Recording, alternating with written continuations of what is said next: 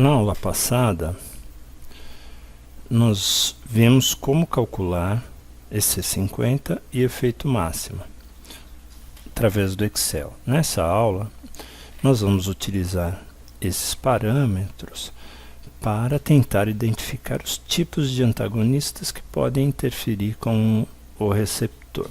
Veja só, nós vamos trabalhar hoje só com antagonistas competitivos, ou seja, que interagem no mesmo sítio de ligação do agonista. Na aula passada, nós fizemos uma única curva de agonista, da qual a gente depreendeu os valores de efeito máximo e de EC50, concentração do agonista, que promove 50% do efeito máximo. Para saber os efeitos de um antagonista, nós temos que ver como ele é capaz de interferir com a curva do agonista, uma vez que, pela definição de antagonista, ele interage com o receptor, porém não é capaz de promover efeito, ele apenas atrapalha o composto endógeno. Então, depois que nós completamos a curva dose-resposta, nós lavamos a preparação retorna para sua condição basal. Em seguida, a gente incuba o antagonista. Esse antagonista fica em contato com a preparação geralmente por meia hora, quando então iniciamos uma nova curva de noradrenalina, só que dessa vez, na presença do antagonista. Nosso caso, o antagonista utilizado foi a fentolamina. E aí, nós vamos verificar como a fentolamina atrapalha a curva do agonista, da noradrenalina. Se ela mexe com o efeito máximo, se ela altera o EC50 e assim por diante. Okay? Neste protocolo que eu estou utilizando para demonstrar para vocês, além da fentolamina, em seguida nós lavamos a preparação e incubamos um outro antagonista, a fenoxibenzamina. Vocês vão ver que vai ter uma diferença de efeito da fentolamina e da fenoxibenzamina, ambas antagonistas da noradrenalina. Ok? Então vamos lá, vamos para o Excel. Bom, aqui está, Realizamos a curva na presença da noradrenalina. Reparem que é a mesma curva que nós utilizamos na aula passada, a curva do agonista sozinho.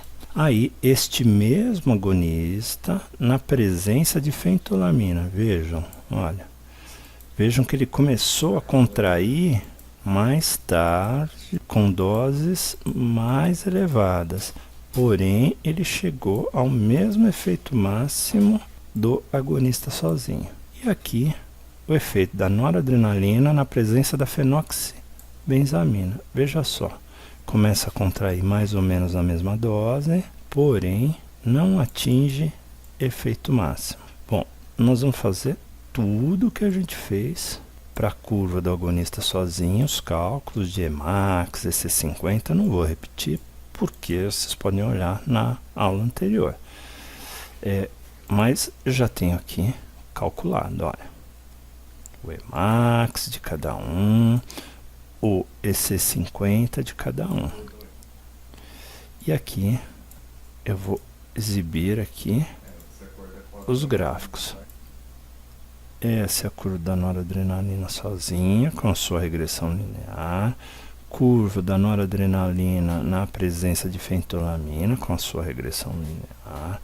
Curva de noradrenalina na presença de fenoxibenzamina, com a sua regressão linear. Para ficar mais claro, eu vou retirar esses ajustes lineares e aqui nós temos as curvas. Vamos olhar o que está acontecendo. Curva de noradrenalina sozinha. Quando a curva de noradrenalina é realizada na presença da fentolamina, vejam que ocorre uma mudança na curva. Que mudança é essa? A curva deslocada para a direita, porém o efeito máximo é mantido. O que significa deslocar a curva para a direita? Significa que nós precisamos de uma dose maior para atingir o mesmo efeito. Se a gente pegar o EC50, vamos olhar aqui, ó, EC50 da noradrenalina sozinha é 6 vezes 2 vezes 10 a menos 6,2 vezes 10 a menos 8. Da noradrenalina na presença de fentolamina, isso daqui cai para 2,5 vezes 10 a menos 7. É 10 vezes maior. Mais de 10 vezes, né? Em torno de 20 vezes maior. Está numa outra ordem de grandeza. 10 a menos 8, 10 a menos 7, certo? E na presença da fenoxibenzaminina, C50 praticamente não se alterou, ó, de 6,24 para 6,31 vezes 10 a menos 8. O que mudou então? Efeito máximo, de 2,98 para 2,18. Então, essas curvas afetam a noradrenalina de modo diferente. Nós podemos dizer que a fentolamina é um agonista competitivo reversível, enquanto que a fenoxibenzamina é um antagonista competitivo e irreversível. Ele gruda no receptor e parte do efeito possível é extinguido, porque parte dos receptores estão inativados pela fenoxibenzamina. Vamos até fazer um cálculo aqui. É igual a isto dividido por isto vezes 100. Olha, o efeito na presença da fenoxibenzamina é de 73%. Significa que 27% dos receptores foram bloqueados irreversivelmente pela fenoxibenzamina. Ok. Da mesma forma que nós não podemos trabalhar com sujeitos únicos, na curva das respostas que eu mostrei para vocês, aqui também eu tenho que fazer mais do que um experimento. Neste caso, eu fiz 3 experimentos, certo? Um experimento completo com a noradrenalina na presença de fentolamina e fenoxibenzamina. Depois, experimento 2, vai repetir a mesma coisa, sujeito diferente. Experimento 3, a mesma coisa. Então vamos para as curvas médias. O que nós temos aqui? Temos os 3 experimentos. Experimento 1 com a curva de noradrenalina, experimento 1 com a curva de noradrenalina na presença de fentolamina, experimento 1 com a curva de noradrenalina na presença de fenoxibenzamina. Mas elas foram agrupadas, todas as curvas de noradrenalina de diferentes experimentos, colocadas juntas para eu calcular a curva média com seu respectivo desvio padrão. Mesma coisa para as curvas de noradrenalina na presença de fentolamina.